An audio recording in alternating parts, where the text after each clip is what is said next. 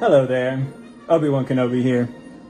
Or who am I kidding? Right now with this beard and everything going on, I'm probably looking more like Chewbacca. But Star Wars, you gotta love it. I mean, just the music alone is so good.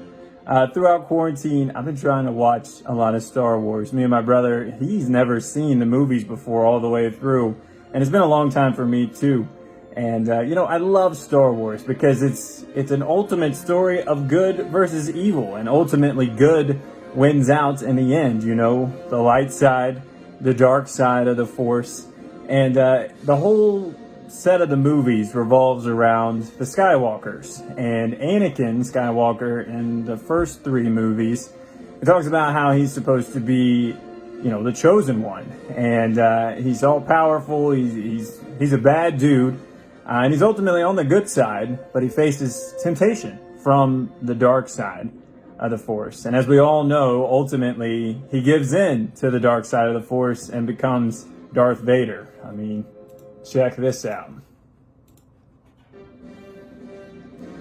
Anytime you heard that in the movies, you knew some stuff was about to go down. Darth Vader was showing up. And when I think about Anakin's story, I think about how we, as Christians, face temptation. In fact, 1 Corinthians 10:13 tells us that no temptation has overtaken you except what is common to mankind. That means we all face temptation. We can really get down about that sometimes.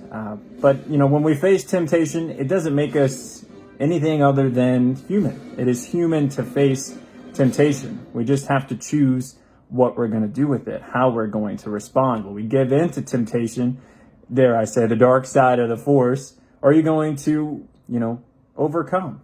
And the great thing about when we go through temptation is that we have somebody on our side, and his name is Jesus. Jesus, through his life, his death, his resurrection on the cross, he defeated temptation once and for all, and we can turn to him in the middle of our temptation. And just like Han Solo in Return of the Jedi, after he comes out of that carbonite, Jesus is alive. The tomb is empty. And because of that, we have hope. We can overcome temptation. We just have to call on the name of Jesus.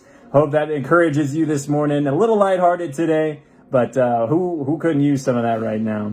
So from this Wookiee to you and your family of Ewoks, I hope you have a wonderful day. May the Force be with you, and God bless.